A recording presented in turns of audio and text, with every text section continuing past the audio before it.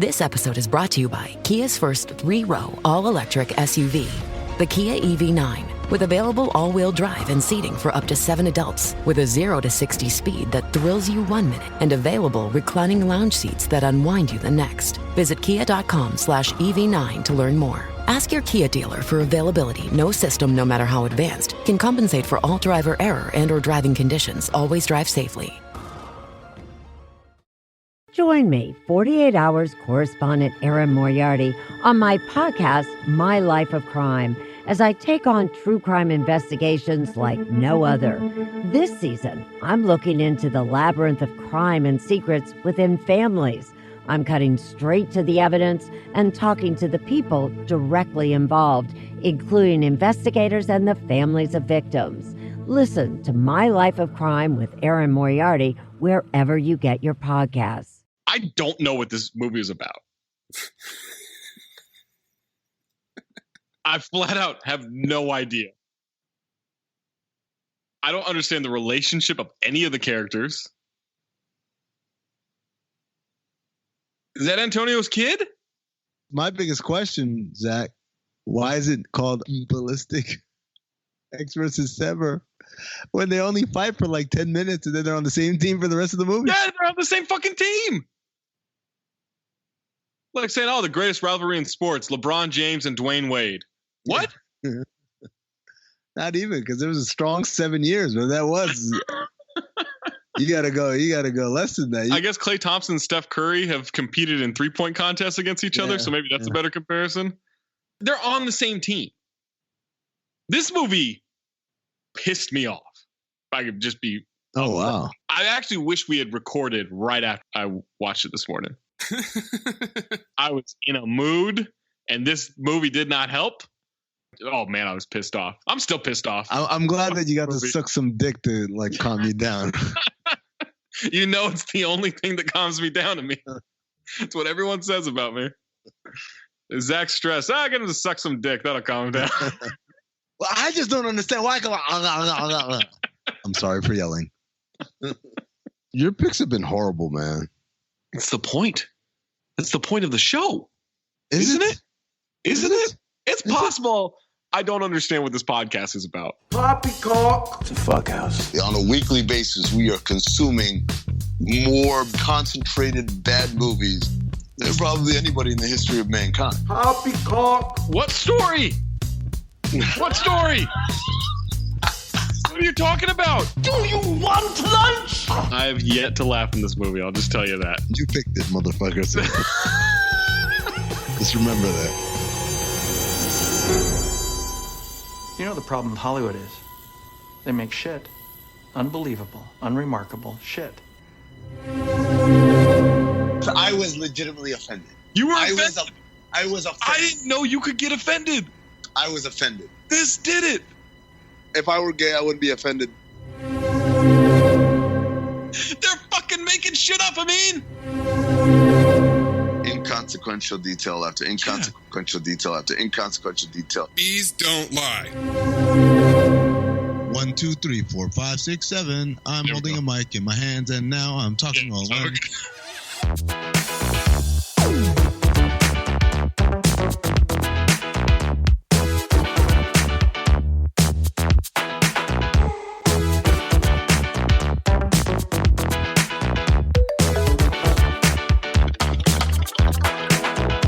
Welcome to Cinephobe, the podcast where we break down the movies you're afraid to admit you love. I'm Zach Harper. That's Amin Hassan. That's Anthony Mayes. Just off the top, if you have a submission for Cinephobe, it's a reminder that it needs to be 40% or less on Rotten Tomatoes for the audience score or the critic score. Quit sending us 65%ers. Yeah. Like, quit sending us good movies. We love that you're activated. We love that you want us to do certain movies. Would love it, though, if you got the criteria right after 50 episodes or whatever it's been. 36 right now. This is 36. This is Rasheed Wallace's number. Let's get it right.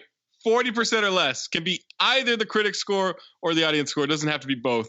And let me just point out, like, it's really inconsiderate when you guys don't get the rules this deep, because unlike any other endeavor, we are actively destroying our brains every time we record an episode. Our friendship is fraught with tension and conflict. Our brains have been reduced to mush from watching bad movie after bad movie after bad movie. Like, it doesn't help when you come along and ask me to review Empire Strikes Back. Right. Like, this is, That's the thing. Like, one, I know Mayes is actively trying to destroy this podcast so he doesn't have to do it. Me? Yes. Oh, my God. After this one, you son of a bitch. You kidding me? These quarantine edits, they got me going crazy, man. Need to get outside, see the sun again. I took an unnecessary shot at Amin on Twitter yesterday. I think it's just because of this podcast. Someone asked who's the worst villain in TV history or something like that, and I said it has to be Darth Amin. No reason for it. Absolutely no reason for taking that shot at him. me. I'm not even the biggest villain on this podcast. I know, it's Mayes.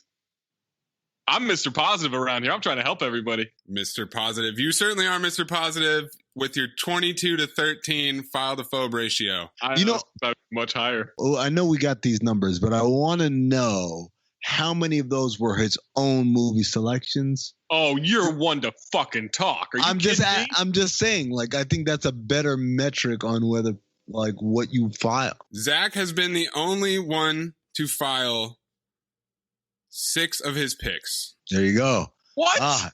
Imagine that. Which 6? Knowing, Banger. Wicker Man, Banger. Hurricane Heist, Oh, banger. Are you kidding me? Throws a fucking hubcap into the hurricane. Geely, Oh, I mean, come on, guys. That's a sex romp. Primal, Oh, Primal was great. Cop Out. Look, monocle wearing motherfucker. Are you kidding me? It's a future callback right there. Well, This no. week on Cinephobe. Oh, and I skipped Never Back Down. Zach has only phobed one pick of his. Which one? Good luck, Chuck. Fuck that movie. I mean, what did you do to my spreadsheet? I put filters. I put filters in there. Okay. All right, this week on Cinephobe, as Amin fucks up our whole system, we watched the 2002 action movie Ballistic, Ecks versus Severs. It stars Antonio Banderas and Lucy Liu. Busy stretch for Antonio during that time, guys. He had 10 movies come out from 2001 to 2003, including Spy Kids, Spy Kids 2, Spy Kids 3, Once Upon a Time in Mexico, and this can't be right. I think I wrote this one down wrong because it says Friday. I know he wasn't in Friday. I don't know what happened there. What did I mean to write down? Why would I write down Friday? There is no one-word move. Frida! That's what I meant to write down. Frida. Jesus Christ. I'm losing my fucking mind. Oh. Lucy Liu was in Ally McBeal at the time, had Chicago coming out later that year. She'd also be in Charlie's Angels 2 Full Throttle. We get Ray Park, who you may know as Toad in X-Men or Darth Maul in Star Wars. Looking swole. Yeah, man, he was ripped. We get Talisa Soto, who you may know as Katana from the Mortal Kombat franchise. Terry Chen, a young Terry Chen, it looked like, who was Ben Fong Torres in Almost Famous. And Miguel Sandoval, who's basically been the older, tougher Latin guy in every single movie. A lot of TV actors rounding out this cast. Ballistic was directed by White? No, Chaos. Kesanana. He's directed by Chaos. Well, I tried to give the whole fucking name when he just shortened it to Chaos. He's shortened his own name on the movie. When you see directed by, it says just as Chaos. I said, oh yeah.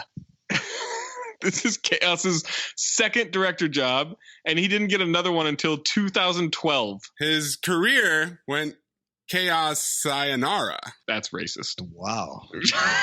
By the way, speaking of racist, I just want to point out, first of all, Zach, I've phobed more of my own picks than you have yours. 1, 2, you guys keep giving me credit for White Chicks. White Chicks was not my pick. I was bullied into making that pick. 3, Mayes has phobed 1, 2, 3, 4, 5 of my picks. And I've filed 5. 5. Wait, are you playing the race card on us phobing your picks? Yeah, continue, Zach. As I continue to do more research. Alan B. McElroy wrote this script. He's done Halloween 4, Spawn, Left Behind with Kirk Cameron, not Nick Cage, Wrong Turn 1, Wrong Turn 2, Wrong Turn 3, Wrong Turn 4, Wrong Turn 5, and The Marine. I've never heard of Wrong Turn. How do they have 5 of them? Eliza Dushku. It's like the Appalachian Freaks. It's what a time. I can't vouch for the other 4, but that first one is Eliza Dushku, and she's a little bit of all right to me. There was a rewrite by Peter M. Lenkov, who has a credit for Demolition Man and created the comic book for R.I.P.D. Oh, okay. Fuck that guy then. R.I.P.D. Future Cinephobe. No, it's not. That's when Zach walks out. This one to the ground. That'll do it. Hey, Zach, you take one wrong step. It's R.I.P.D. Synopsis for Ballistic. Ecks. Do I have to say the whole thing every time? Ballistic. Ecks versus Sever. Yes, please. Tasked with destroying each other, an FBI agent and a rogue DIA agent soon discover there's a much bigger enemy at work. Tagline. We got a couple of them. Your most dangerous enemies are the friends you've double-crossed. Did that even happen? Lucy Liu is Agent Sever. This September, she's going ballistic. And then, let me see if you can guess what the other one is. Antonio Banderas is Agent Ecks. This September, he's going ballistic. Oh, come on. He's going ballistic. He's going for speed. Is this the whitest Amin has ever been? Call me racist, but I would have never guessed you knew that song. Oh, come on. That song was huge, man. What are you talking about? It doesn't matter. Maybe it was in White Chicks. I don't know. Yeah. Unlike Vanessa Carlton, that song stood on its own too.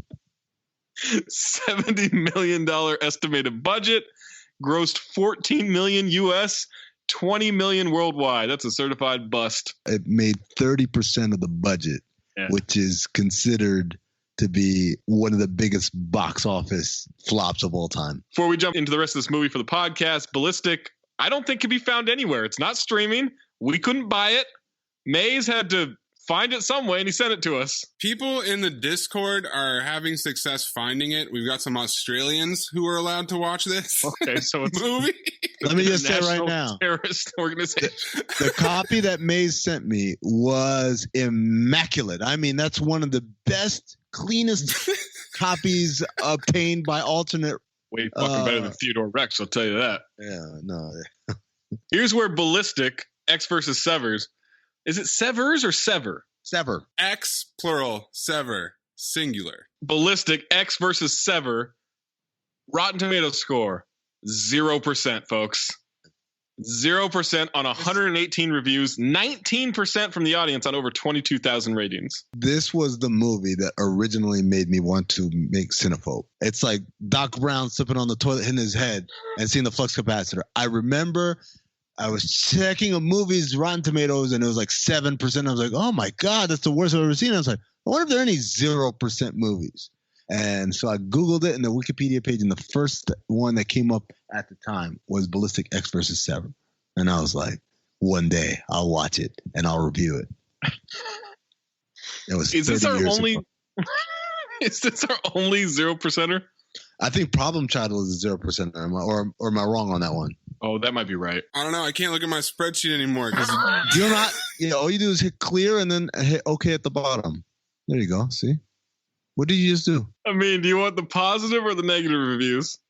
Are there positive reviews? I got some user reviews. Theodore Rex, 0%. Problem Child, 0%. The holy trinity of Cinephobe. What was Gotti? Oh, Gotti, 0%. Oh, wow. We've had... Go. I guess let's go with the negative reviews. I always like to use the reviews on the side. Jocelyn Novak of the Associated Press.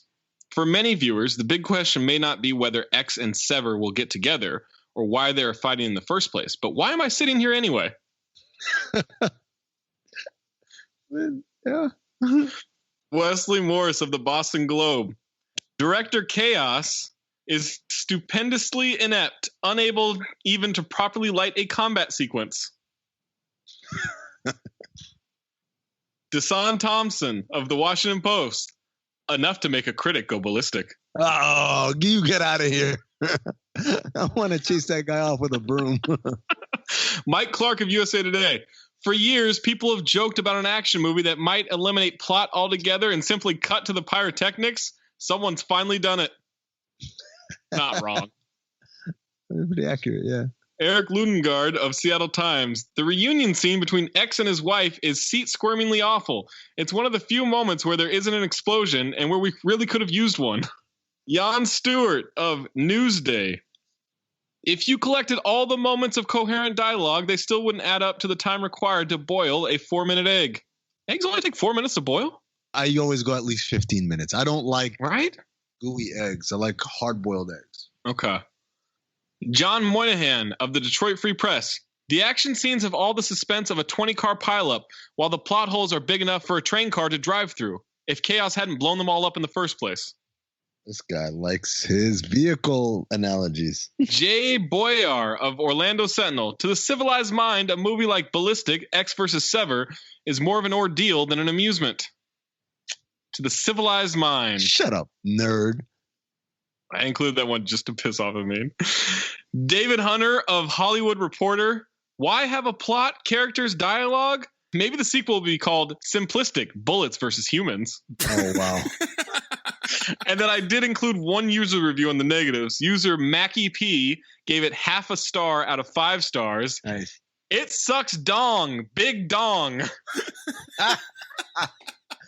Zach, what's that like? Positive reviews. User William, 4 out of 5 stars. This movie was a victim of its own hype. The critics reviewed it far too harshly. A 0%? Absolutely not. I would be upset if they gave it a 50%. This was an entertaining movie. There is no question about it. The idea that this is the worst movie of all time is absolutely ridiculous. I enjoyed it thoroughly through and through, and the action was great, the acting was great, and I had a great time. What do you want from an action movie? A cerebral character study? A plot with genius twists? No, you want action. This gives you action. It's well done. By the way, I'm looking at the stats here, and Jade got a file from me.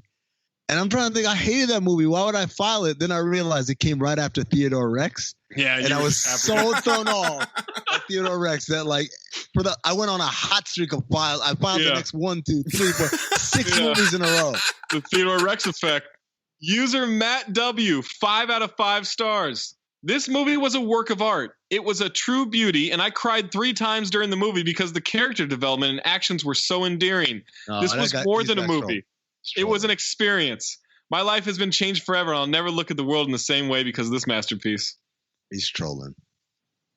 User blank, 4 out of 5 stars. They did not give a name. One of my favorite movies. It's also a vehicle for technology of its day, nanorobot, and info on China's one-child policy. The plot could have been taken from CIA black operations very easily. You're getting your info from Ballistic, Ecks versus Sever, my man? User Therapy, 3 out of 5 stars. I like the story and love the explosion porn. Okay. Fair. User Joshua C, 5 out of 5 stars. What a great movie. I can't believe that out of so many reviews, no one has ever given this movie a positive review before. My family has a tradition, and every April 1st, we all get together and watch Ecks versus Sever. Wow. And then last one. Wait, I would feel bad for them, except I'm looking at the full list of movies that we've watched over the last couple of months, and somehow I think that's going light. Only once every April Fools? User Keenan S, 4 out of 5 stars. Last one. I should hate this film. In some ways, I wanted to. It's considered to be among the worst films ever made. It's really stupid. It feels like a big budget version of a low budget 80s action film. It's utterly ludicrous, convoluted in its storytelling, and just plain idiotic. But I still liked it for all these stupid reasons. It's pure trash, but it was fun trash to me. I had a blast with this ridiculous film since I enjoyed the action scenes. I thought the acting was okay. I like the music, and I think it's a lot of fun overall. Oh, no. I like my trash, and this film is among my prized pieces of trash now. I liked it, but most will not. They had me going until they said they liked the music. Well, I mean, this music is for a certain type of person. Amin, what's your first note for this movie? My first note is... Dun, dun, dun, dun. Give me all of this early 2000s musical style. Really? Because what I like about it is I don't like this music except in movies. Like I would never listen to it like driving around. But the action movies of the early 2000s all had this same musical style, which was I want rock and roll, but I also want like a techno beat, and also I want a DJ scratching in the background. Give me all the musical styles, roll them into one. Let's have an action movie. It's the same type of music as Swordfish. Yes, yes. But worse. They ripped off the Swordfish soundtrack somehow. Swordfish is a movie, guys. That's what this movie had a chance at being and whiffed. We're panning a bay of some kind in the credits with a helicopter shot, and I love a good body of water panning. Oh, man, I love that. What a great shot. Vancouver. Calming, man. Beautiful city. Private jet is pulling into a gate, and Talisa Soto is waiting for a child to get off the plane. And now we're back to another sweeping shot of the city. They just used a plane for literally just a kid walking off of it. It's all about context. They're playing the engine noises while the jet is off, parked on the runway. 100%. She pulls up to a house with a child, and a DIA agent stops her car. Her husband apparently has time now to spend with his son. She makes a phone call to the husband. The agent takes the kid. She says, "Robert, you bastard. This wasn't our agreement." I can already tell I'm going to hate this kid. He's not a top 5 or bottom 5 cinephobe child actor. What is he for you? A top yes, or a he bottom, is. Maze?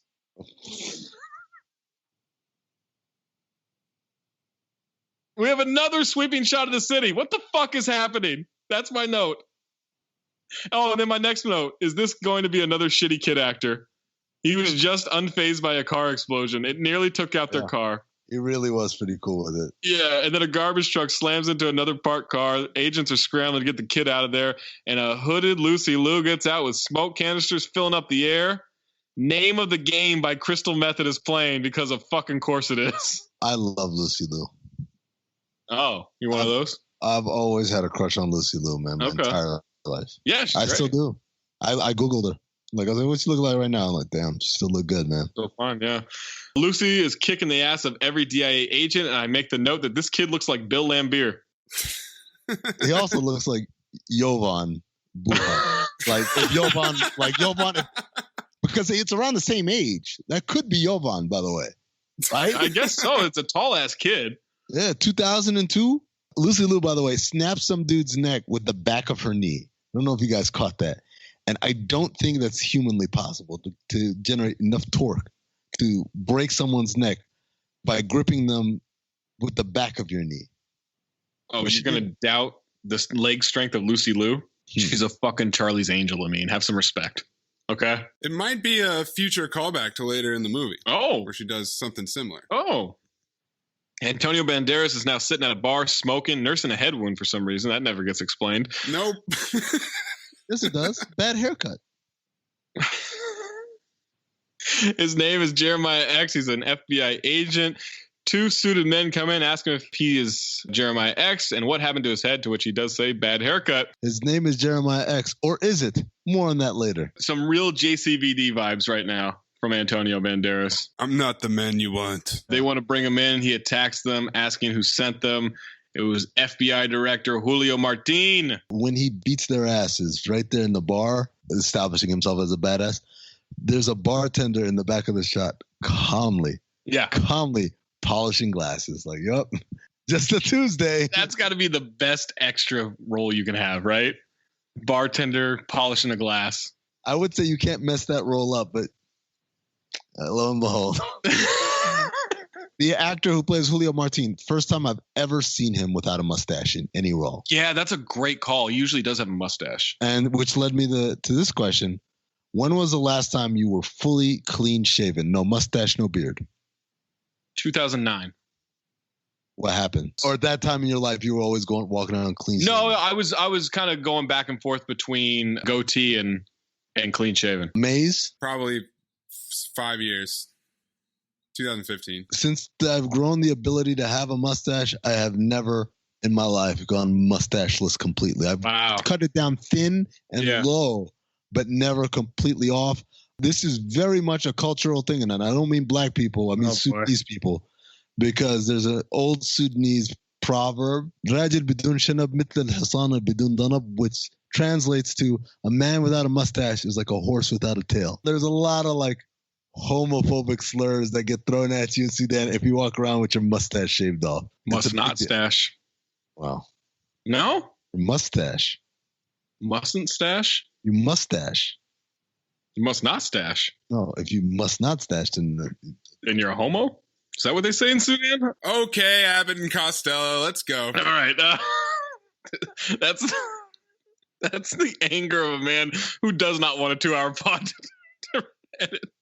All right, they need X to do a job. I honestly would have guessed that he was Sever. I had no idea. X wants to know where his wife is, and he has to do the job in order to get info on her. Slow motion walk in the rain for X as he's remembering a car explosion. Slow-mo shot walk in the rain while he remembers an explosion and smoking a cigarette. Bingo is what I just want to know. Phil Collins-esque drum fill. Yeah. Do. Now he's back to Julio, and he's joining the FBI Trans Special Task Force. By the way, the mysterious husband is mad that his son was taken. So he just fucking walked outside into the rain, smoked a cigarette, thought about his dead wife, came right back. That's it. Gotta flex. Gotta get that slow motion in as much as possible, especially if there's rain involved. It's a lot of rain in Vancouver. I know it's the Pacific Northwest, but come on. Watch them have faked it, too. Oh, of course. Oh, they absolutely do. More on that later. Question. So when Banderas comes back and says, okay, I'll do it, they get on a private jet to fly wherever. How do they get on that private jet, Amin? How do they get there? They dissolve into it. Oh, yeah. This movie is to dissolves as Battlefield Earth is to barn door wipes. My question is this. In the movies, FBI agents are always flying private. How? And why? It's probably the same private plane that Gant's kid came in on. Parked in the Vancouver probably airport. is, right? The mysterious husband almost gets the failed agent to kill himself with a gun, but then he points it at the mysterious dad. And he shoots at the dad, except it was rigged to shoot back. Gant tells the guy that in the days of medieval times, a knight who let down his king would have to fall on the sword. And I said, did it? Or is that from Samurai? I thought that was a Samurai thing. I don't remember that being medieval times. So I wonder if this is like a cultural thing where Chaos is like, fuck this, we're not doing any Asian stereotypes, right? Yeah, well, except it. Well, more on that later. Wait for it. Yeah, more on that later. He hands the guy a gun, says, put it to your temple. Guy puts it to his temple and says, now pull the trigger. Guy's trembling.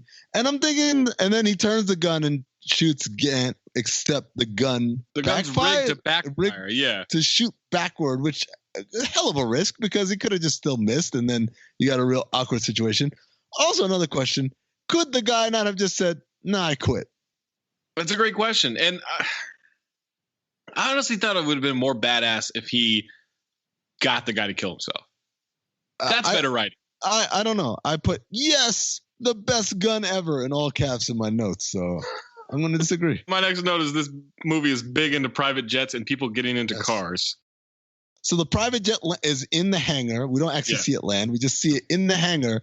The cars are just pulling up now. Why are y'all so late, cars? Why weren't you there ready waiting for this private jet as it arrived? I'm guessing a tailwind.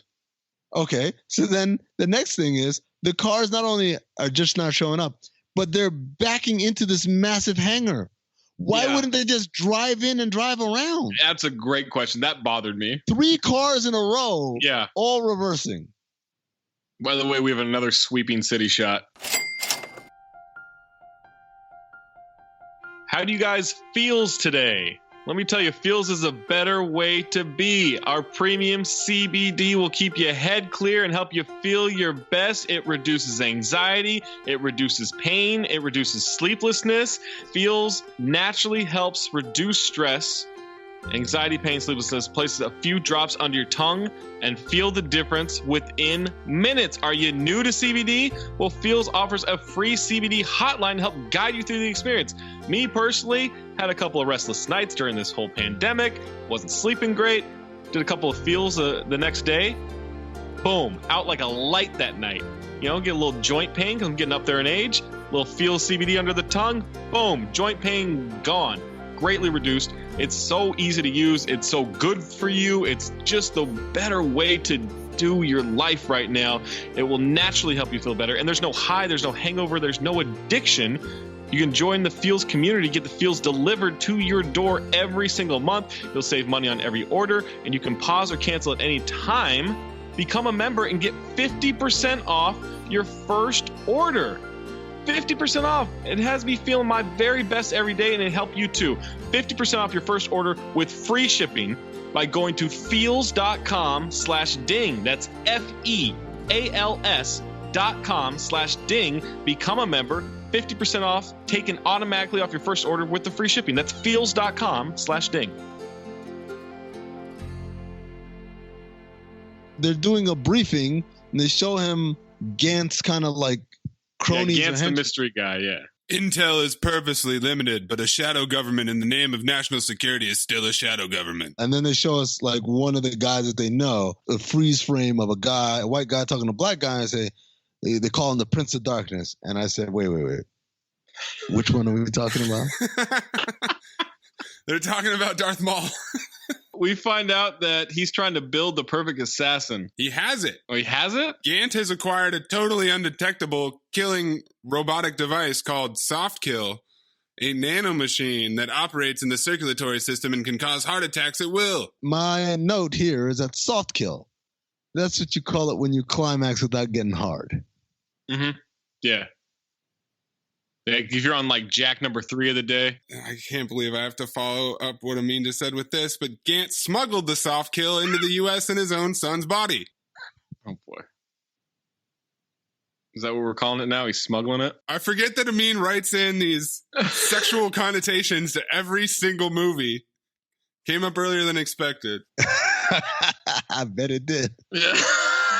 All right, they're watching video of Lucy Liu kicking ass of the agents with the son.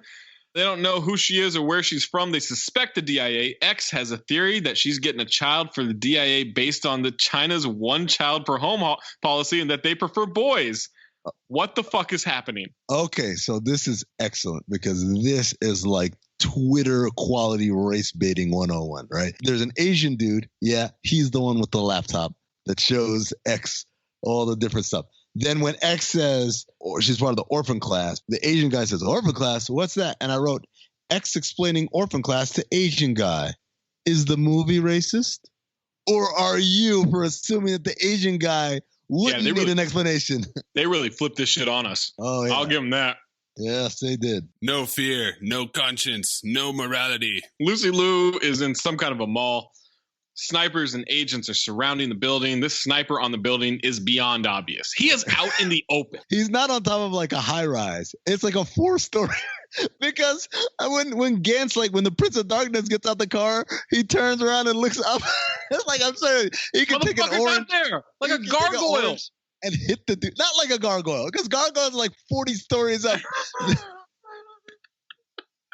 It's literally like someone who's like having a cookout on the top of their brownstone. Not even. It's shorter than a brownstone. No, it's shorter than that. Right. It's incredibly short.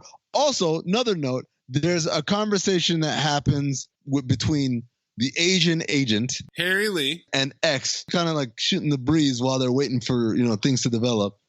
And the Asian guy says, "Is that why they call you Ecks?" And he stares into him, and I said, "There's definite sexual tension here." Oh, boy.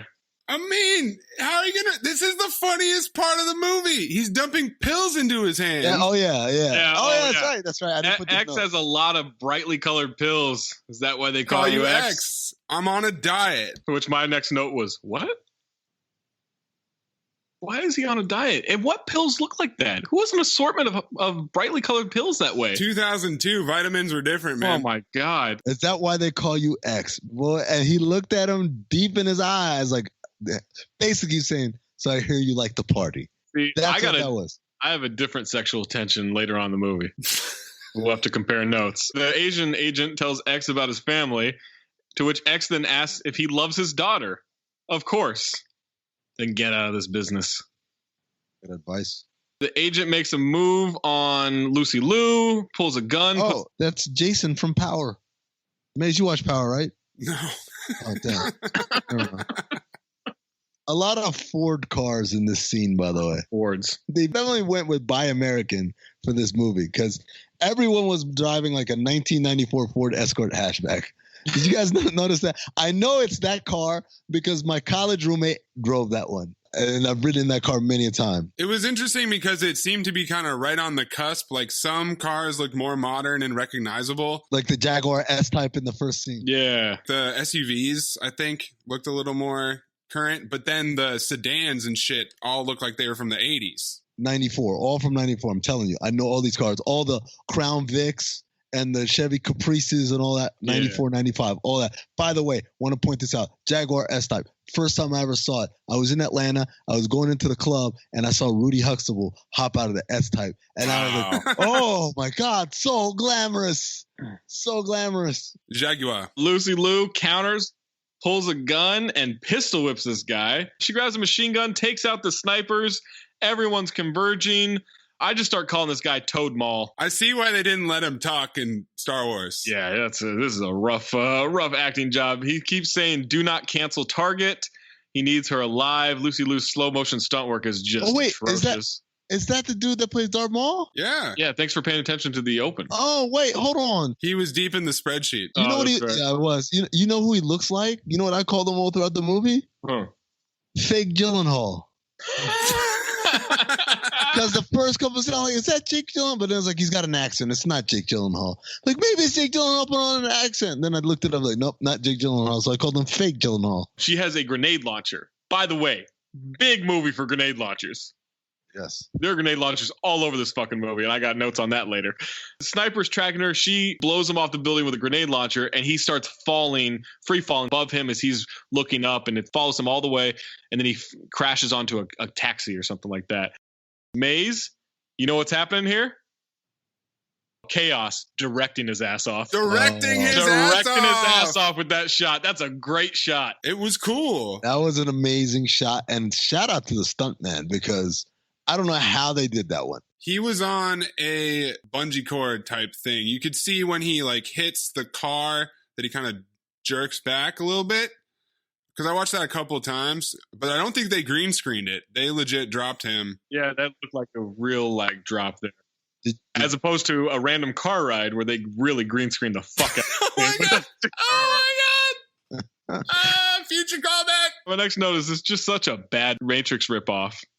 But then she's batoning the fuck out of these agents. Oh, she fucks these dudes up. Including the one dude who put the gun on the floor while he was trying to tie a shoelace or something. I didn't understand that. Techno is going. Takes control of a massive heavy machine gun. She's shooting up everything. A lot of innocent cars getting bullet holes in them, to which then I wrote the note, do these people have to pay their deductibles to get this stuff repaired?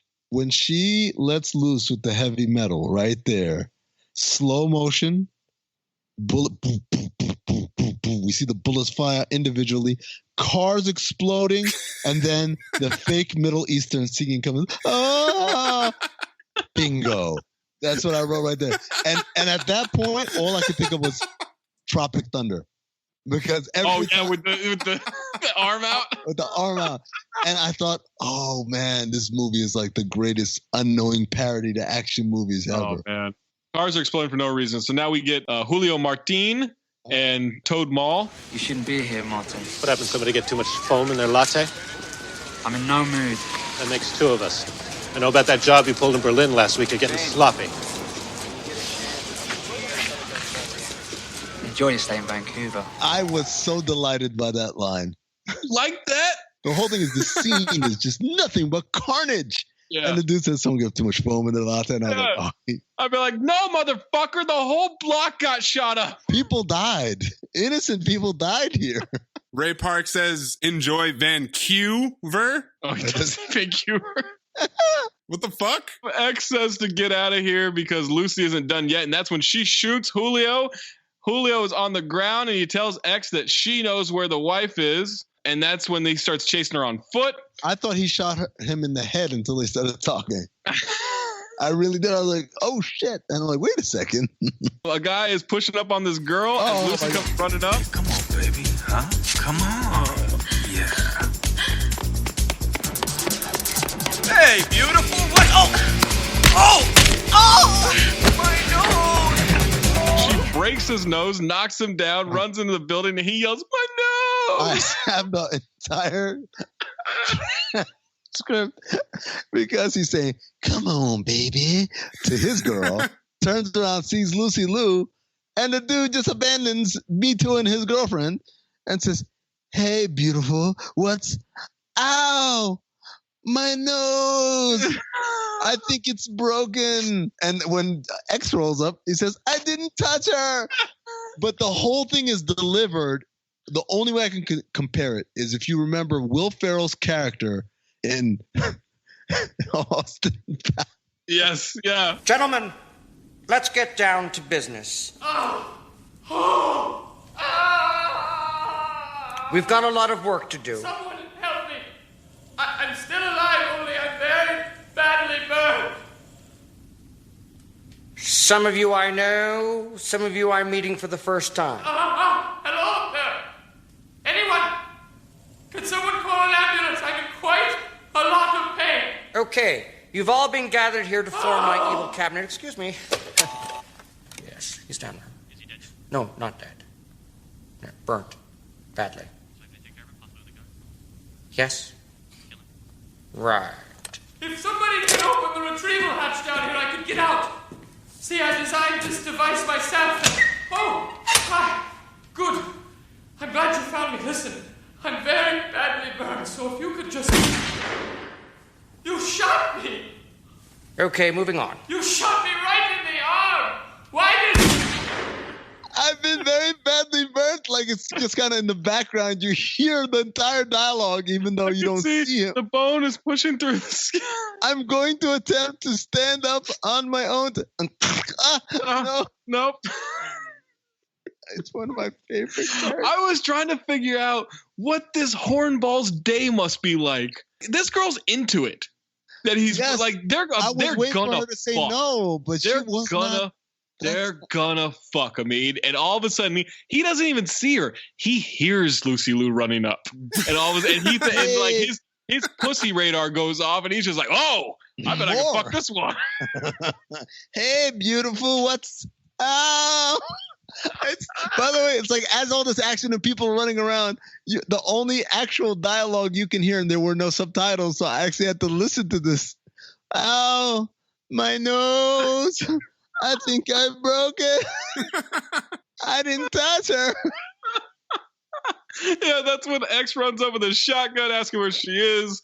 She backs out of a closed garage door in a yellow car, nearly runs him over. Could you be hit by a car and be okay? There's an art to it. There's a level of timing that you jump, it misses your legs completely. You hit the hood and start rolling. Just roll at the right velocity. So just roll over the car and just fall on the other end. I feel like once this whole thing's over and we get back to live shows, we should do that one live New Orleans, when we go to New Orleans. Okay. Yeah, I'm going to want to get hit by a train ride. You don't want to start with getting hit by a train? I might, depending on how that thing goes. She throws a grenade under a truck, hits Ecks with her car, and then as the truck is blowing up, he shoots out her tire, and she crashes into a car, and all of this happened within 7 feet of each other. Car explodes, flips upside down. Bitch. Feds call themselves off, say, let the locals take this one. I don't think you realize. So the two cars pull up. They see the fire explosion. Someone over there said, let's let the locals take care of this one. And the two cars just bust the reverse and get down. Nothing to see here. He tracks her down in some kind of abandoned building. She's running for like 10 minutes and he's not doing shit, and then he catches her and he cocks the gun outside. He loads a shotgun, cocks it. Then when he sees her, he cocks it again. Yeah, he's, cock of the walk, baby. And then he drops the shotgun and says, let me go with the handgun. Throws the shotgun away to take the pistol out. He wanted to up the challenge, and get close. He gets close enough so she can grab the gun from him. Yeah, there's some real shotgun logic later in this movie I have issues with, too. She says, you kill me, you kill Gant's son. He says he just wants his wife. As he grabs him and disarms him, he drops the gun, picks it up with the other hand, and then goes between the legs and has it aimed directly at her pussy. And first he does the Aria. He switches hands. He could have lit her uterus up. And then he shot her right in the pussy. She shoots the guy. He's okay. He got hit in the vest. Oh, it's the Asian guy, right? Gant wants to know if Toad Mall has his son. Ecks tracks Lucy down on the roof, asks where his wife is. Now there's some weird game of hand-to-hand combat that's happening. They breakdance fight. Some sniper from 3 buildings away, along with fake Gyllenhaal, lights them up, but because they don't want them to kill each other. Lucy Liu escapes via one of those debris chute for construction. And I said, that looks so fun. It does, right? Oh, love a good water slide, man. I'd love to go down that thing, man. Antonio follows her into the tunnel. I couldn't tell why he gave up. They just stare at each other. A lot of that in this movie, though. A lot of staring. Yeah, then Ecks is going to smoke a cigarette in front of a small child. She shakes her head no. The longest awkward silence, dude. This is the worst parenting we've ever had in one of our movies. Okay? I see you met Shelly or whatever her name is. Yeah. He says, she wanted to know why you were so sad. And I said, it's because he got beat up by a girl. Yeah. He said this to his daughter. Yeah. That and also like, oh, why are you so sad? Oh, I don't know, because I found out that my wife, who I mourned her death for, is actually still alive, and some crazy woman just whooped my ass. Like there's a lot of things. Like instead of, honey, leave him alone, he's had a long day, you out here cracking misogynist jokes to your daughter. I called him Agent Patriarchy the rest of the movie. There you go. Yeah. Plus, he was dealing with that bad haircut from earlier, you know? We find out Julio's going to live. The bullet just missed his heart. Sever doesn't miss. Lucy is going over the information for this robot assassin. Sick lair. To which I write 35 minutes in, I don't know what the plot is. I don't know at this point. She found a chip in the child's arm. That is the soft kill. I didn't know that was the child's arm until she accosted the child, who, by the way, is in a cage. In a cage. Get in the cage. In a cage in some kind of bat cave. How do you get something like that built? Like, you have to kill all the contractors afterward? Have to. And it's in a park. Yeah, it's in the middle of Vancouver. It doesn't make any sense. It's like an industrial silo underground that she's just got the entire run of. Ecks does some hacking, finds out her name is Sever. Sever does some hacking, finds out Ecks' dead wife is actually the woman who has the kid with Gant. In this scene where they're both hacking on each other, her file said she's classified as, quote, hard level eyes. And I said, you bet your ass she is. Ooh, Lucy Lou. Is there a supercut somewhere of Antonio Banderas using computers? Because I would watch that. I was really hoping that the famous gif of him. Oh, no, that's from Assassins. Oh, I thought that was from this. I was hoping. No, it's from Assassins, man. Yeah. That might qualify, actually. Does that qualify? That might be my next pick if that qualifies. Oh, you bet your sweet ass it qualifies. 14%. We on back-to-back Banderas? Oh, my God. Lock it in. I fucking love that movie. File. The audio in this movie is impeccable. And here's why I said it. Because earlier I thought it, and then I didn't think it was worth writing a note. And then this scene happened. So what happened earlier when he's in the scene with Agent Asian and his child, as he's uncomfortably fidgeting in the leather chair, you hear every ripple and crease of that leather chair. When he opens the cigarette box and puts the cigarette back in, you hear every part of that. And I remember thinking about it. I was like, it's not really a note. Then fast forward to fake Gyllenhaal showing up to the Vancouver home of Vin, who is the ex-wife / current wife of Gant. And when he walks in and takes off his gloves, I mean, every single finger that comes off. I was like, Jesus Christ. The audio guy on this deserved an Oscar. All right. I just noticed that all of my notes have Severs instead of Sever. I never knew what this movie was called. I kept misspelling Ballistics every time I was Googling for it. And I kept pronouncing Sever until I actually started watching the movie. Which is my childhood friend. All right. Childhood friend? Or oh boy. Okay. He's still wearing terrible hats. She says his son might be in the same place her son is. Her son's dead, I guess. Building blew up and apparently he was in there. And then she's doing origami. That's racist. She serves him a tray that's like chock full of desserts to eat. Right. She's doing origami in slow motion. Yeah, in slow motion. There's a lot of slow motion in this movie. I had a typo calling him Todd Maul instead of Toad Maul. Then thinking, like, what if Darth Maul's real name was Todd? That's why they just, we're going to switch it to Darth. He's got to be something more menacing than Todd. His little brother, Todd, which, unfortunately, because I watched Clone Wars, he actually does have a younger brother. His name is Savage Opress. Fucking nerd. Todd Maul is interrogating Ecks.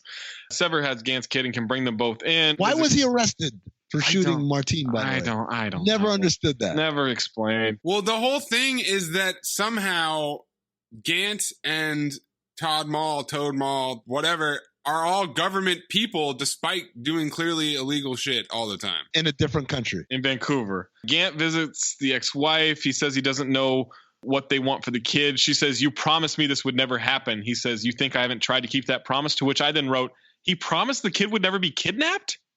Yeah, is that a promise you make as a father? All the time, man. What? All the time.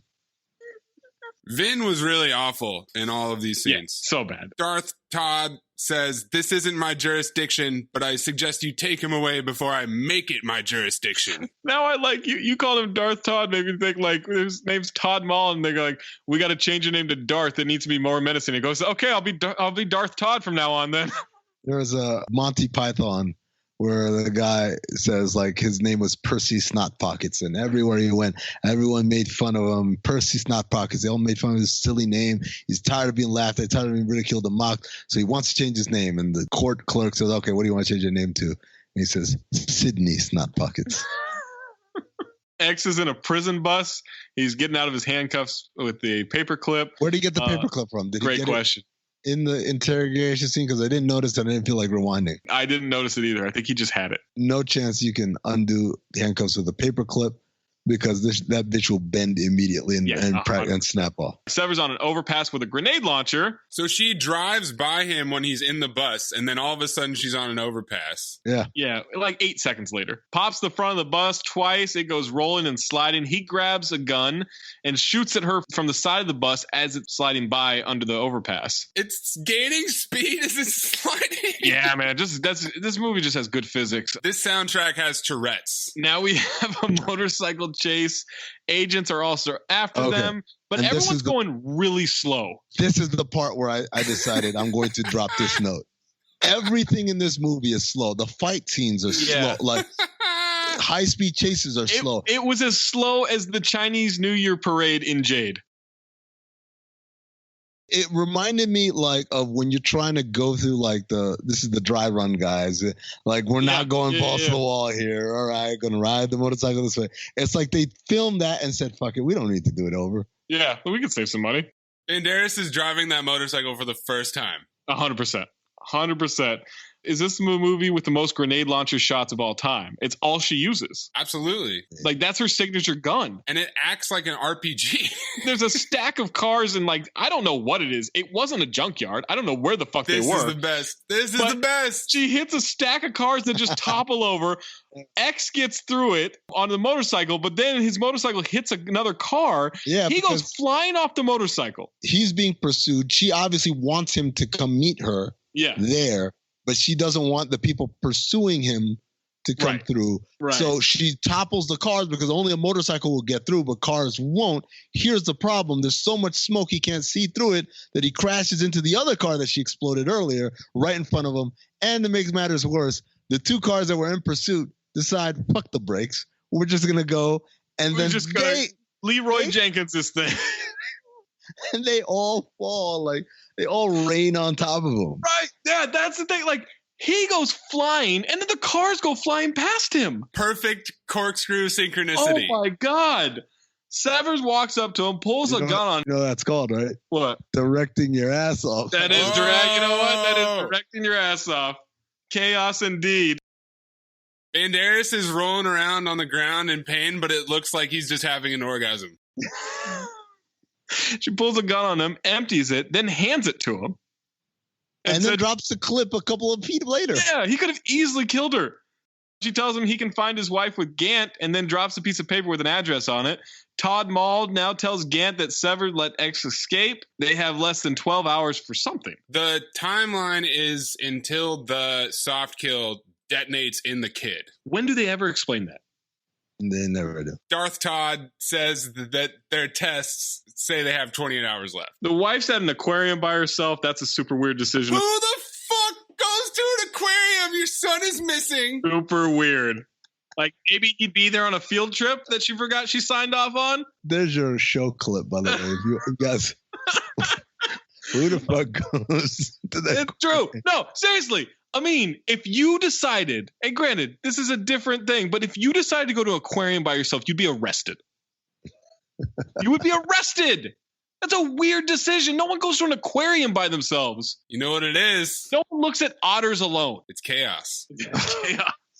X's name is Jeremy all of a sudden? Yes. Jeremy can be short for Jeremiah. In the same way that I call Zach, sometimes I call Zachariah. Like, just to be a dick. Like, right. His name's Zachary, but I like call him Zachariah. They embrace and hug. She looks longingly at this porpoise, and we've got more wailing vocalization coming in. Well, I mean, that is good. It's good sound, right? It's not a manatee. That's a porpoise, Zach. Look like a fucking manatee. I looked it up. It's at the Vancouver Aquarium. They got porpoises. Oh, Mays really found his porpoise there. I guess we could call Mays the manatee hour. Wow. Jesus. Wow. I'm glad Amin's in a good mood. Yeah, I mean, I'll give him my seal of approval.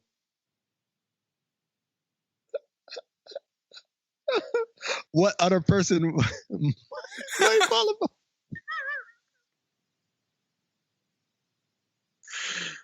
Do you ever think James Harden is pissed while Russ is just dribbling around? No, because he knows Russ is the real deal.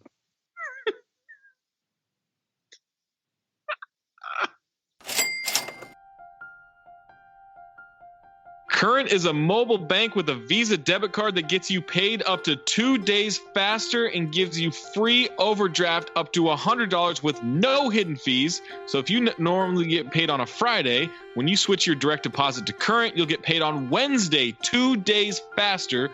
Current gives you free overdraft up to $100 with overdrive. So if you spend over your balance, you won't get declined or charged any fees. You can use over 55,000 free ATMs with Current and deposit checks with the camera on your phone. It has perks like instantly refunding the holds at gas stations put on your card, so you don't need to wait days just to get your own money back from the pump. Current is a real bank account, not a prepaid card, so it works with Apple Pay, Google Pay, Cash App, Venmo, all that stuff. You can even instantly send money for free using your Current tag. Current notifies you when you spend and lets you pause your card instantly in the app. Even if you're under 18, you can still get an account with Current. It only takes 2 minutes to sign up, and your Current card will be shipped to you for free. Download Current now. Get a Current Black Premium card when you go to current.com and enter the promo code BOMB. That's BOM. Promo code BOMB, BOM, at current.com. Flashback of him telling her he's taking a deep cover assignment. She asked him not to, and Gant was there for some reason. Now we're back in the present. She asked why this had to happen to them. He said a means to an end. Gant had an agenda. And then she says she only became his wife in name. And then I think we find out that's Ecks' child. The kid, Bill Lambier. Yeah, definitely his kid. Jovan Buha. And at this point, we're up to 6 dissolves. 6 dissolves. Dissolve to the past. Dissolve to the present. Dissolve back to the past. This is pretty amazing. They both thought that the other one died in a car explosion. Yeah. Oh my God. That Gant set up. In the rain. In the rain, but none of them, none of the 3 of them get even a drop wet. Not a fucking drop of wetness. They were any dry, of them. bone dry, and it is pouring. It's not like a couple raindrops. No. I'm talking about torrential rain coming down in this scene. I also can't understand a word Antonio Banderas said in this scene. No. They're running away. Sever pulls up in a car. Ever. It's also the note that I have there. Yeah. Severs pulls up in a car, to which the wife says, "Is that the bitch who stole our son?" Now there's a helicopter and cars converging on him. They get in, and she says, "By the way, I'm the bitch protecting him." That's a great exchange. Badass line there. Then we have the worst green screen driving shot of all time. I mean, it just like the light just not even fucking close. They didn't try. It's sunset. The brightest orangest sunset, and it is dark as fuck in that car. $70 million. And then, guess what? Another sweeping shot of the city. They talk so little in this car ride. There's no reason for it. She made a mobile above the kid's bed with the origami. Again, super racist. I don't understand what's happening in this movie. I don't know the plot at this point. Well, periodically, yeah. My next note. I don't know what's happening. Yeah. And the kid is not swarthy enough to be Antonio's child. Those are 2 swarthy ass people right there. Antonio in this katana from Mortal Kombat. Wow. She introduces Ecks to the kid. An hour has gone by in this movie. My note is this movie is flying by, but somehow it's dragging ass. I didn't hate this kid until he says, "Who's that man?" Yeah. Jesus, I hate this kid. Put the wife and the kid in this elevator cage. I didn't understand what that was. That's not the way they came in. They start arming themselves, and he says, "Where'd you get all this?" And she says, "Some women buy shoes." Where do you get all these ordinance? Some women buy shoes. Sweet. What did he say? I thought he said ornaments. Ordinance. What do you get? He said ordinance. Where do you get all this ordinance? His response is, "Sweet." I wanted his response to be, "That's not an answer." Right, yeah. Bitch, where'd you get these guns? I didn't say why. I said, where'd you get them from? By the way, where'd you get this Batcave from? Right. We need to have a conversation about this. That would have been my response. Gant says Sever's been mourning her family long enough. Let's reunite them. We get more wailing vocalization, and I'm frantically Googling at this point, trying to figure out what the fuck the term for this type of singing is called. It triggered South Park Passion of the Christ when Cartman goes to see Passion of the Christ. There's some of that in the background. Gant tells Todd Mall that his job is to fix his messes. Sever says it doesn't need to get messy. She just wants him. Sir, with all due respect, that's an unacceptable level of exposure. See, you lost my son. You just lost my wife. You think I've lost my mind, too? I didn't set this situation in play. You did. I warned you of the risk. Your job is to fix my messes. It should never have gotten this far. Let's get this over with. There are a fuckload of grenade launchers now. Oh, man. So many. Everyone's got one. Gant says that no innocent people exist, only killers and victims. I kind of like that. That was kind of a badass line. That is badass. He kind of got some stuff off down the line. Explosions everywhere. This made me look up how much a grenade launcher costs.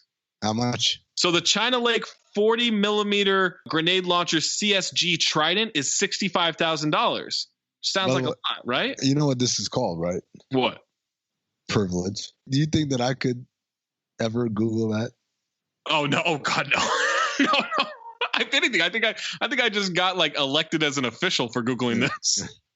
Then there's the Japanese Type 100 grenade launcher with inert grenade. That's $4,000, which is a big drop off. Then what I love, my personal favorite, which is very affordable, by the way, the LMT L2 XPG 7-inch M203 40 millimeter pistol grenade launcher. $1,850. It does both. Yes. When Gant is talking to Sever, he tells her they can discuss her reinsertion.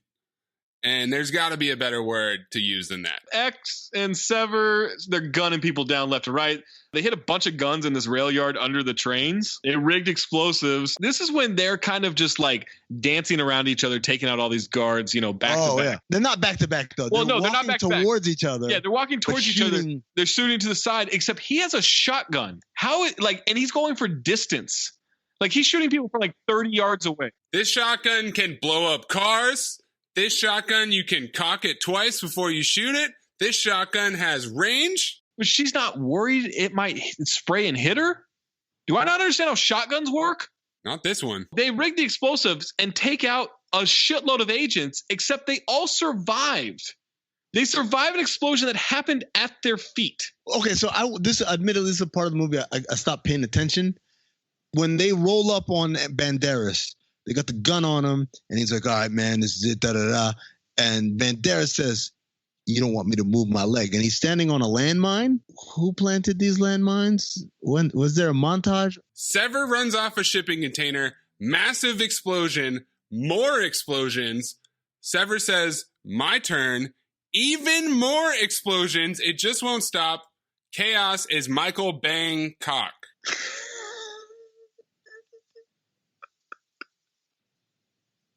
That feels racist, but I like it. He tried to shoot this movie in Thailand, man. He did. They wouldn't let him do it. It's the Ecks versus Gant showdown they've been poorly building up to.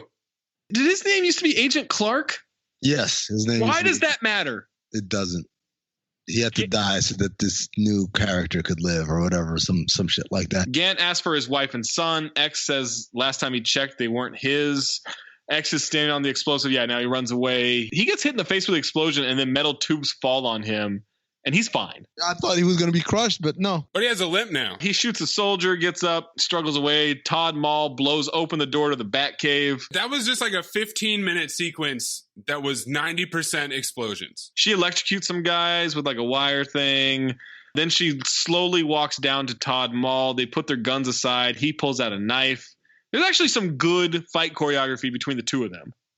I liked it. He should have completely whooped her ass, but yeah, I thought it was pretty good. It was clear that he was holding back. That's a little misogynistic. Darth Todd is like a seriously trained martial artist, and Lucy Liu is a movie martial artist. There's a difference. The movie martial artist, a.k.a. she's Asian. By the way, what I loved about this scene is when they exchange the most cliches of ever. Just like old times. Yeah. One big happy family. Right, Sever? She's fighting him with a chain at this point, and then I'm like, wait, did these two fuck ever? Because there's some sexual tension between these two as they're fighting. Like, I really thought she was going to just start, like, making out with him. He slashes her across the face with a huge knife, and she just gets the tiniest little, cute little cut on her cheek. And it kind of turned her on. I made that note at the end of the movie. Like, these guys have been through hell, and they both have, like, a little scratch on their cheek. Yeah. Gant walks in as she takes out Todd Mall. Snaps his neck very effortlessly once again. Well, I mean, look. Just tapped him. It just taps him on the neck. As the guitar riffs are like... And the DJ is scratching at the same time. Yeah. He pulls a wire. The cage comes down with the wife and son. That's when I then make the note, wait, this kid was injected with the robot assassin? It took 80 minutes to reveal this with no payoff. It's not inside him. Because Ecks does Basil exposition, but it's at the end of the movie. Right. Yeah. Could have used that at some earlier point. To actually build some fucking tension. The mom realizes what he did to the kid. She says, you sick son of a bitch. And the facial reaction that this guy gives. Oh my God. I was so happy because it looks like, have you ever seen the Patton Oswalt gif of like him going, baby? Yeah. That's exactly how he looked, only with a big doofy smile on his face. This guy looked like bad drawing of Thomas Jane. Oh, I thought he looked like Phil Hartman mixed with the guy who plays Captain Barbossa, Pirates of the Caribbean movies. Jeffrey Rush, yes. Okay. Jeffrey Rush and Phil Hartman kind of mixed into one. Gant wants to know where the fucking thing is. What is it? The soft kill. Ecks says to ask Sever and says, she's going to kill you. Good luck. And this is when we've got wailing vocalization and guitar riffs, baby.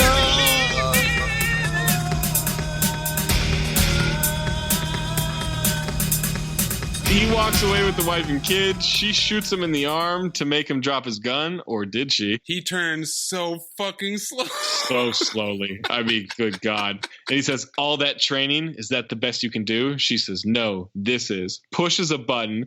The nanobot assassin, which also has like a needle inside it. And like a robot full-on arms. syringe and a robot arm, right. Injects him. It pinches the shit out of his arm. Right, pinches the shit out of his arm. It induces a heart attack and he dies. Standing ovation. I gave a standing ovation. Oh my God. None of this is satisfying to me. What happened in this movie? Like, seriously, the fuck happened? This was the payoff. There's like 80 minutes. 80 fucking minutes. No plot. Random explosions. Banderas sleepwalking through his whole fucking thing. Just for her to push a button and give him a heart attack. My favorite thing is that there's 10 more minutes of movie at this point, and I can't tell you a single thing about them. I don't know what the fuck the point of this movie was. Gant gives Jack a run for his money here, though. Oh, yeah. That scene is... Oh, my God. Right up. Oh, my God. He's acting his fucking ass off. Acting his ass off. Theodore Rex had more of a story than this did. Yes. It was an alternate universe. Dinosaurs have been brought back, and some dude wanted to reset on the world. Good luck, Chuck. Good luck, Chuck was a man whore, right? Just trying to find love. Kangaroo Jack too. They're just trying to get this animal to fucking Vegas so he can do a show or something. I don't know. I can't even remember what Kangaroo Jack 2 was about at this point. I don't know what this movie was about. There's zero plot. There's zero acting. There's zero fucking point. It's a lot of explosions. And how do we end this thing? I'll give you one fucking guess, listeners. A sweeping shot of the city. And one last dissolve, baby. Like they bought a fucking sweeping shot of the city Costco pack. It's a quarantine after all. How's this movie over when it never started, Amin? Thank you. Take care of your family. I will. That's it. That's our scintillating exchange. That's what we've been waiting for. Oh, my God. And he turns, but she's gone. Left an origami crane. Fuck this song. Terrible song. Credits. We got some trivia. There's a shitload of trivia. Oh Give my me the God. trivia. Give me the trivia. While filming a large-scale action scene that involved explosives, of course, a detonation occurred too close to Antonio Banderas. He escaped with minor burns. Afterwards, he allegedly was very vocal with the FX team about their miscalculation of the explosion size. They almost killed Antonio Banderas. Imagine dying for that movie. Now, Amin, do you know what this movie could have been? Because Agent Sever was originally supposed to be a man. And the film's original stars were Wesley Snipes and Jet Li. Oh, good Lord. And then the next iteration was going to be Vin Diesel and Sylvester Stallone. It started in the 80s as a spec script by Alan B. McElroy titled Legion, then Gunner.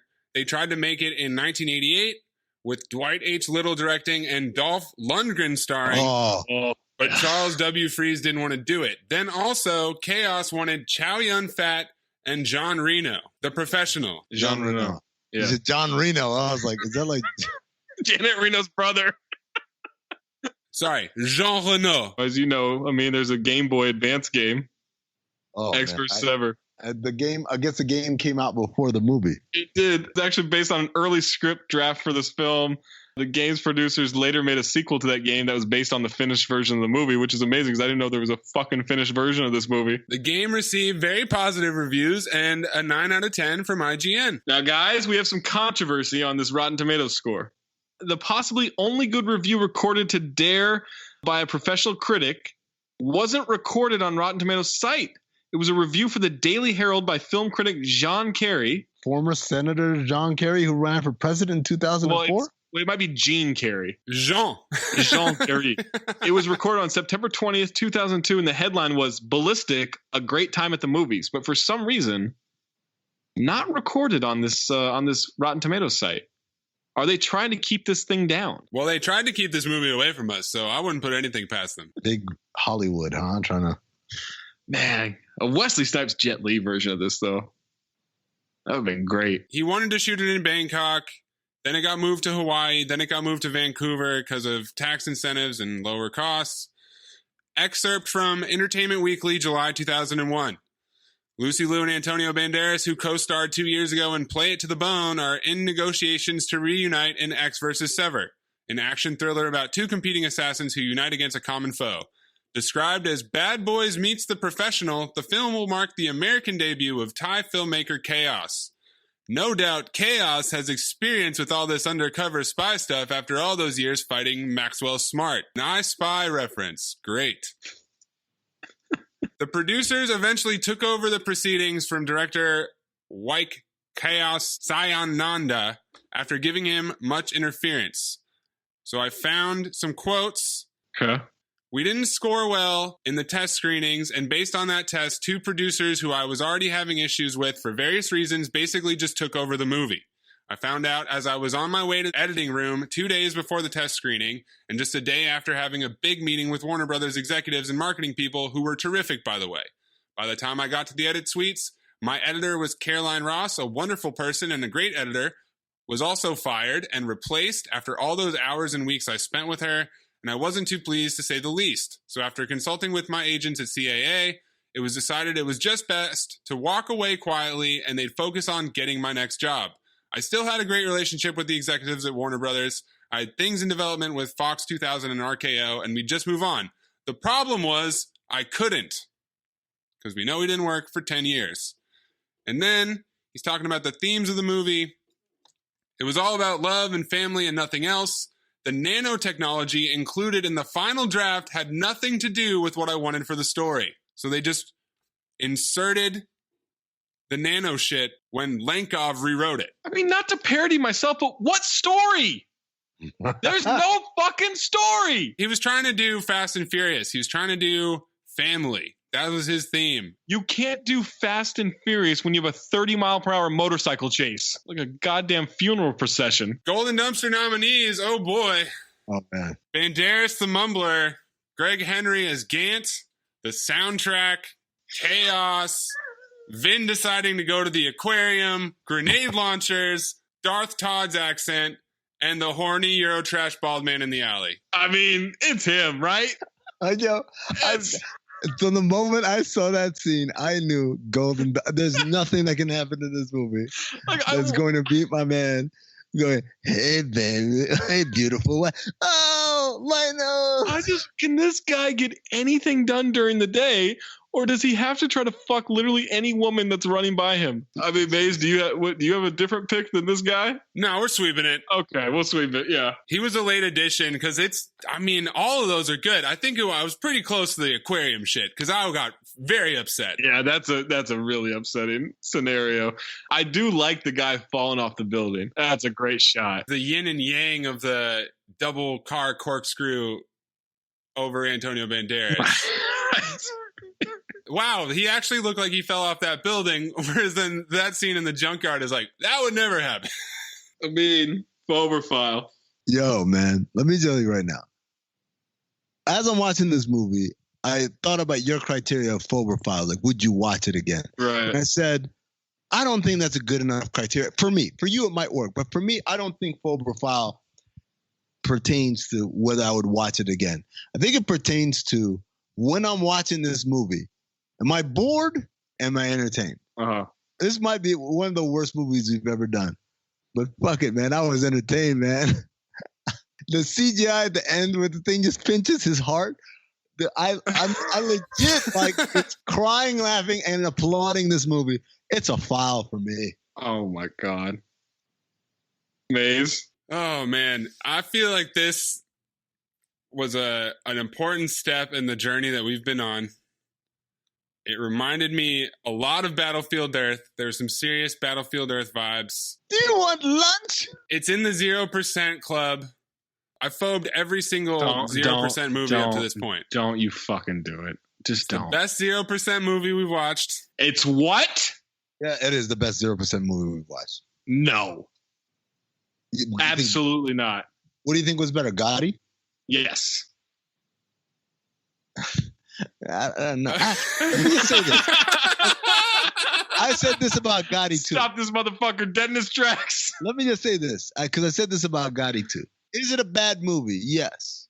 Did it deserve 0%? Absolutely not. And I say the same for Ecks versus Sever. It's awful, but it's not a 0% awful. This is the first one where I think I can say that it's so bad that it's good. Yeah. It's good how bad it is. Battlefield Earth was almost there. I was there. But I just couldn't do it. I couldn't file it. Neither could you, Amin. I want to go back and change my vote now. Whoa! You should have to suffer through the shame of ever phobing that movie. Don't let him change it. A rephobe. We might have to rewatch it. Here's what I've been thinking about. Some of these movies, maybe I wasn't thinking about it the right way. Because it's a file. I had a good time. I had an even better time doing this pod. This was a fun pod. There's no movie to phobe or file. There's no movie. That reviewer called it explosion porn. There is not a single interesting explosion in this movie. Oh, that's not true. Name one. Don't you dare say that stack of cars. Don't. How can I not say the stack of cars? I swear to God. That's exactly what I was going with, man. She hit the cars fell, and it created a perfect little tunnel that only a motorcycle could go through, except he crashes into a car on the other end. It looked like an onion ring tower toppling over. Why were those cars stacked? Why? Where were they? Where were they? Other than Vancouver, which I saw a sweeping shot of 19 times in an 80-minute movie. Beautiful city, though. It's not a movie. It wasn't a movie. It wasn't explosion porn. There's no fucking dialogue. They go to an aquarium for zero reason. At least in the movie Universal Soldier 2, they go to a strip club to use the internet. She didn't go to the aquarium for any reason. There's no reason to go to the aquarium. That kid fucking sucks. No one would try to find that kid if he was lost. Okay? You know what? One child left behind. That fucking kid. Who's that man? You didn't like the aquarium scene?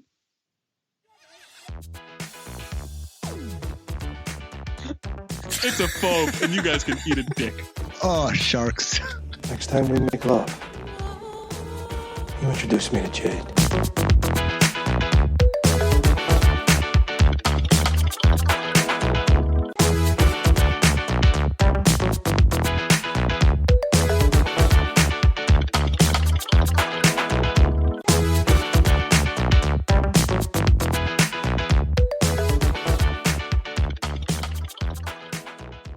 how good would that movie have been had it had Dolph in it? Oh my God, Dolph Lundgren would have carried that fucking thing. Aquarium joke, man. Oh, I hate you. It is Amin's pick. Phobe. Well, boys. Why am I getting this straight? It's not my pick. It wasn't my movie.